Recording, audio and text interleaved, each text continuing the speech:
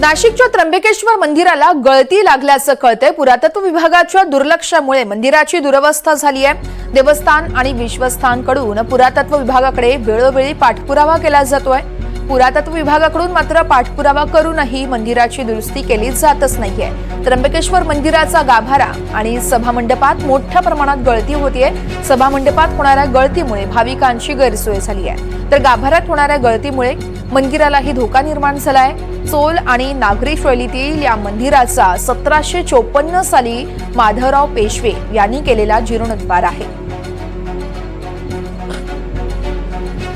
नाशिकच्या त्र्यंबकेश्वर मंदिराला गळती लागल्याचं या दृश्यांमधून देखील आपण बघू शकतो। पुरातत्व विभागाच्या दुर्लक्षामुळे मंदिराची ही दुरवस्था झाली आहे। देवस्थान आणि विश्वस्थानकडून वारंवार पुरातत्व विभागाकडे पाठपुरावा केला जातो, मात्र पुरातत्व विभागाकडून कोणतंही लक्ष दिलं जातच नाही, मंदिराची दुरुस्ती केली जात नाही।